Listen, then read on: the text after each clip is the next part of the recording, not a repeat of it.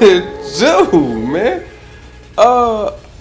We gonna talk about it, man. It's a topic that has been discussed, and it has become disgusting. Another one gone, man. Tapped out. Done with it. Moved on. 1, 2, 3. 10 count. Standing TKO. Whatever you want to call it, man. Congratulations, man. Y'all have tapped out another photographer, another content creator. And it seems to be all the same jargon when it comes to the why, man. Another creator has come online and come on YouTube and said, I'm done. I'm done. And maybe it's because they can find other revenue somewhere else, and they have found maybe a groove and a niche and a following on other social platforms to where they can make that decision to say, you know what, I'm done with the photography, right? As a full-time. Let me go back to videography. Let me go back to here, to there, and do this thing over here that I was having more success with. And maybe that's the reason. I don't know. But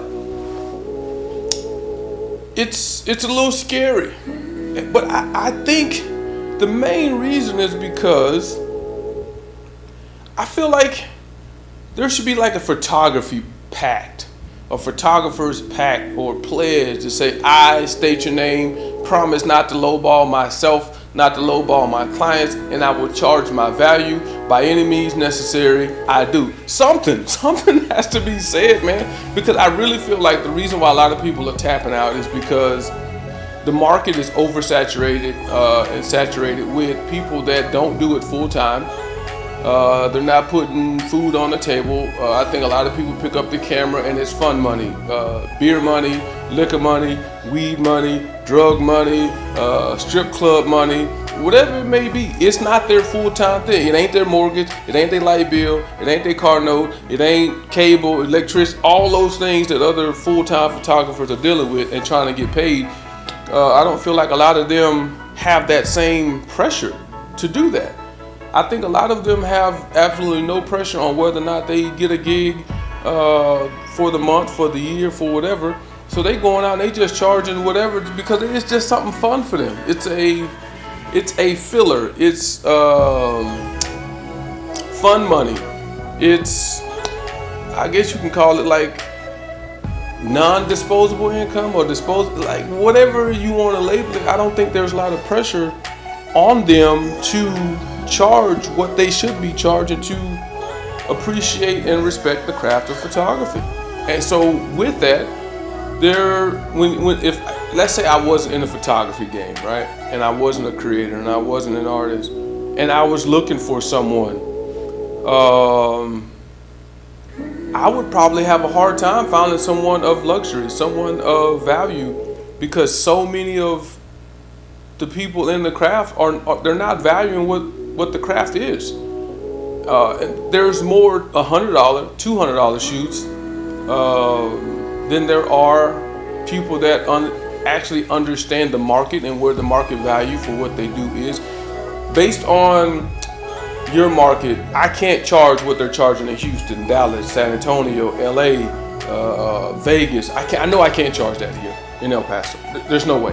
I'd run myself out of the city, and I'd be beating my head against the wall, almost on purpose, knowing that where I'm marketing myself is out of reach for a great majority of my audience and my clientele and my market. So, but at the same time, we have to, as photographers and creators, bump that demand back up to where it be. If there was more people charging $600, $700, $800 a shoot, then that's where everybody could be, and we could be in that market. Versus, of course, you're gonna have the onesies and twosies out there still lowballing the market, but it's about bringing them into the fold and saying, hey, what you doing? What you doing? Like, this is where you should be, right? Would you rather shoot once, twice a month and be good, or you want to shoot 20 times a month just to try to make that same amount of capital? Like, That's the decisions that, I think a lot of people need some education on. And it's just sad to see the amount of photographers that are on social media, YouTube, whatever, tapping out. They are taking a standing 8 count and saying, I can't do it no more. I got to find me something else to do because photography ain't doing it for me. And there's a lot of variables in that. And without actually talking to the actual person, it's hard to say. But honestly, let's be real. Let's keep a buck.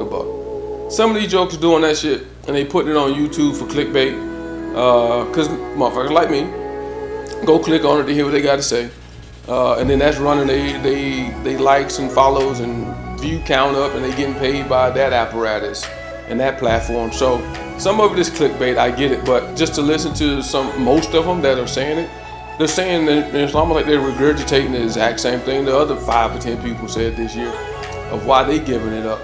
And it's mainly because it's not lucrative. It's not putting money in their pockets. It's not helping them sustain their, style of living or whatever the case may be, and their bills and so forth and so on. So I just feel like until enough people come online and understand as a photographer, we have to value what we do and value each other and stop trying to lowball each other to the point where the lowest man win, but at the same time you lose it. We both lose. I lose that client and you lost a lot of value in yourself and the craft and where we should be and what we should be holding ourselves accountable to and for. So with that, I just say more of us are going to tap out if we don't understand the market and we don't understand the craft of what we do. Photography used to be such a luxury thing that was hard to find before cell phones. But now that cell phones are out, the number of people that feel like they can just pick up a camera and be a photographer is on the climb. And it's no different than my kids thinking they could be a YouTuber or thinking they could be a gamer because they watch so many people game and they make it look easy to the point where they feel like they can do it, and then next thing you know, they putting a bunch of time and effort and energy into wanting to do the same thing, and then they tap out when they realize it's not as easy as you think. You got to put some work into this, right? You just can't pick up a camera, turn it on, and stream and play video games for fun and think you're going to make it. No, you got to be able to be entertaining. People have to be able to gravitate to you. People have to be able to relate to you. And those are the people that have creatively found out how to make it because they understand the game of psychology. How can I make more people click on my shit and watch my shit? But some people have an unfair advantage. You have some big name entertainment stars and athletes coming out with these podcasts who have already had a following. They've already been famous and made a name for themselves in one entity. And then they just take that same audience, pick them up, and move them to the next one. And they're making it huge instantly, right? And that kind of puts a stain on some things too, with people feeling like, well, damn, I can do the same thing. No, you can't. No, you can't. You're going to have to grind for 1 or 2 followers a year. Well, not a year, probably a month. I get 1 or 2 subscribers a month, a week, whatever, right? So my following is slow, but it's steady, which I don't have a problem with. But it is frustrating to see how many photographers are tapping out. How many are saying, I can't do it no more. I can't do it no more. I gotta find me something else. I'm making more money doing this, and this, and I do this, but I would still do photography on the side as some residual income, passive income, so to speak. And that's a little sad, but I completely dig it, man. I understand it. It's tough out here. It is getting tough, and it's getting harder every year when all these new cell phones come out and all these new photographers come out the woodworks because somebody in the family told them, oh my God, you take great photos. Next thing you know, they go out and buy a camera and they charge $100. $75. I seen somebody marketing for $75 minis just the other day. $75 minis, and then I looked at the deliverable, they're delivering 15, 20 images. That's crazy. That is absolutely insane. That is not a mini session. A mini session, man, you 30 minutes to an hour max. 2 or 3 good images that they need for whatever they need them for, and you're out of there. But to deliver a full package portfolio worth of 25 images for $75, that's not a mini session. It's not. It's miniature in price, it's miniature in value, but the amount of deliverables that you are giving that person is way more than what's reasonable and what should be understood for the value in which you're. I mean, some people's freaking deposits are more than $75. So I don't understand what you're looking to gain from that type of mini session and that type of marketing and that type of business model. I don't get it.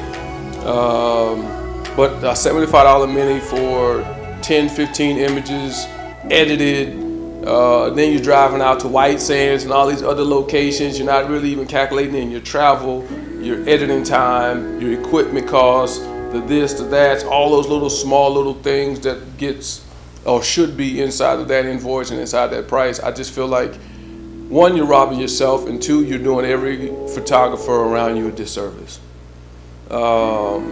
Because unfortunately most clients don't understand what good photography and bad photography look like until they're right next to each other, right?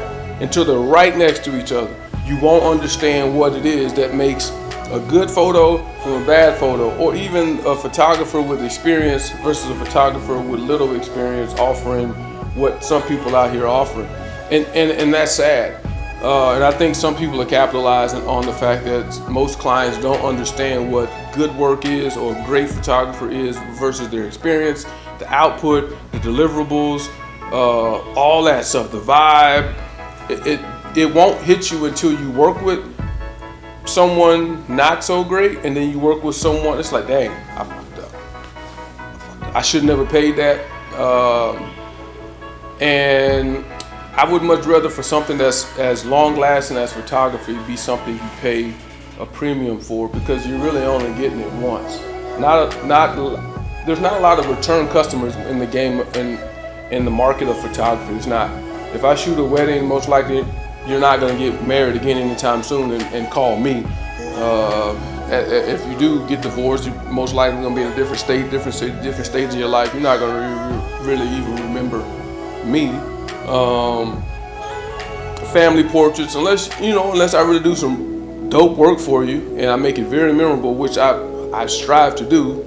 If you do one Christmas set with me, maybe next Christmas, or maybe kids' birthdays and that kind of thing, you may get some repeat, because that's still once a year type stuff, not to the point where somebody's needing you every month, every week.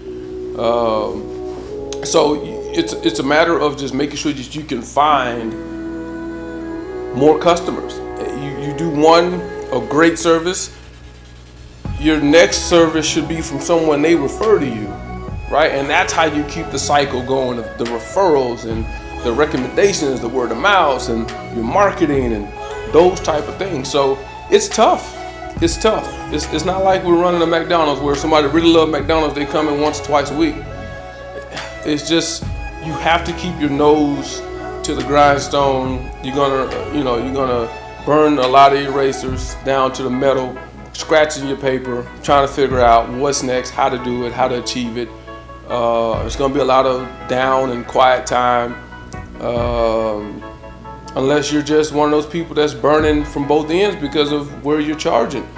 And unfortunately for folks like myself who are trying to charge a pretty fair market price and still well below where it should be, that low man's gonna win a lot of bids, but at the same time they're gonna end up losing, because the work that they're producing is gonna come back to bite them in the butt. And then that's when the client's gonna run to someone like myself and say, hey, can you fix? Hey, I had this experience over here. I should have called you the first time. Oh, I wish.